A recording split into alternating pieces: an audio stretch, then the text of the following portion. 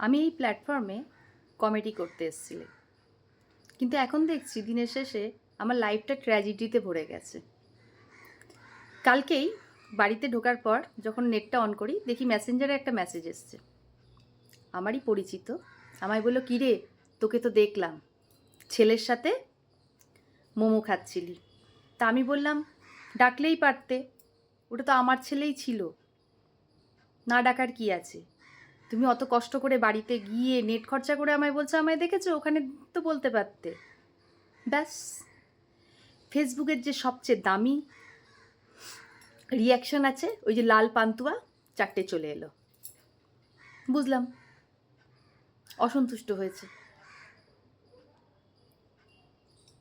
কোনো কারণ ছাড়াই। কদিন আমাকে একজন হঠাৎ মোড়ের মাথায় বলছে, কিরে বেশ ভালোই তো ইনকাম করছিস, মাসে তাও কত ঢুকছে? আর বেশি দূর নেই। বললো, কি? এলা আম্বানিকে ছুতে।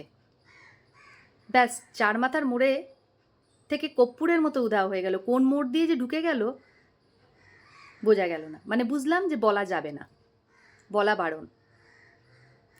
একজন আমাকে তো বলেই দিল, আমার এক বন্ধু বলে, জানিস তো তোর ভিডিওগুলো দেখি, যেগুলো ভালো লাগে সেগুলোতে লাইক দিই, কমেন্ট না কিন্তু, শুধু লাইক দেয়।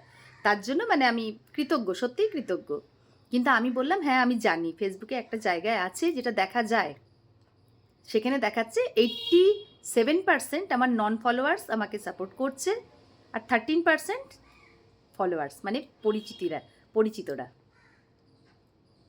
বুঝলাম পছন্দ হলো না, মুখ বন্ধ রাখলেই ভালো, বলাটা আমার ভুল হয়েছে।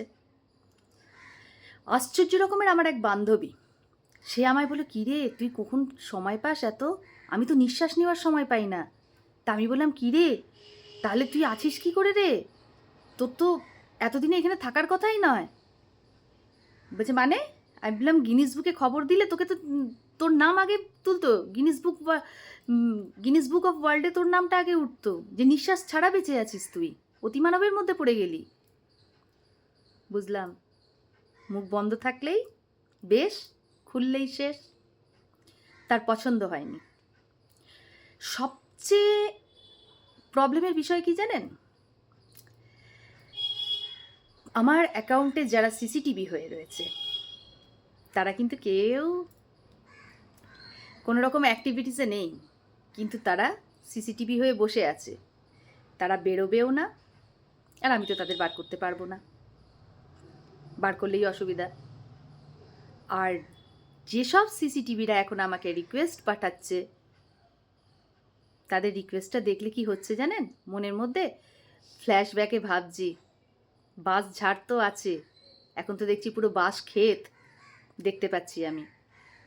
ভয়েতে না আমি অ্যাকসেপ্ট করছি, না আমি ডিলিট করতে পারছি।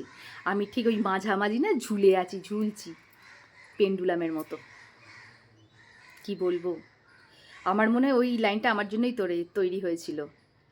জিন্দেগি ঝন্ড বা ফির ভি নেই কে ঘমন্ড বা। রিয়েলি।